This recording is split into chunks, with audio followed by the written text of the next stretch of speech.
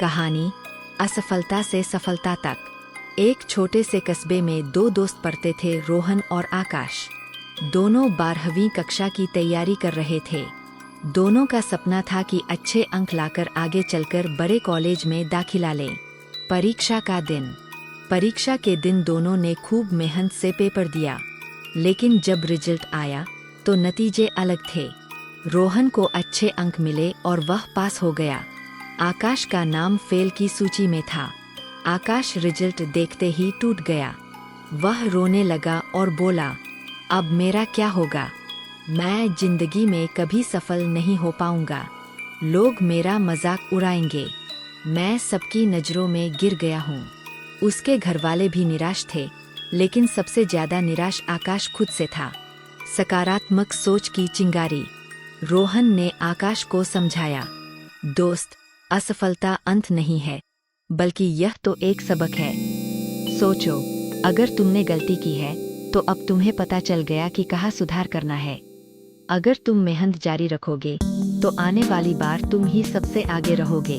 शुरुआत में आकाश को यह बात समझ में नहीं आई, लेकिन धीरे धीरे उसने महसूस किया कि रोहन सही कह रहा है।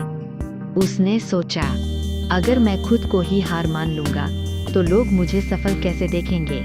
मैं गिरा हूँ, लेकिन उठकर फिर से चल सकता हूँ।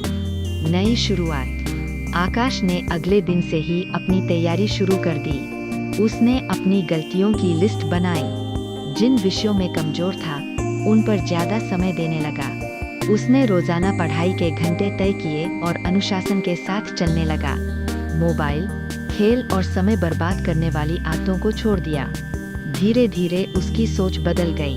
पहले जहां वह फेल होकर उदास हो जाता था, अब वही कहता, आज मुझे जितनी मुश्किल हो रही है, कल ये मेरी सफलता की नींव बनेगी। समय का पहिया। 1 साल बाद फिर परीक्षा का समय आया। इस बार आकाश ने पूरी मेहनत की थी। जब रिजल्ट आया तो उसका नाम पास लिस्ट में ही नहीं, बल्कि टॉपर्स में था। उसका परिवार गर्व से भर गया। दोस्तों ने तालियां बजाईं, और जो लोग कभी कहते थे आकाश कुछ नहीं कर पाएगा, वही लोग अब उसकी तारीफ करने लगे। सीख, लेसन।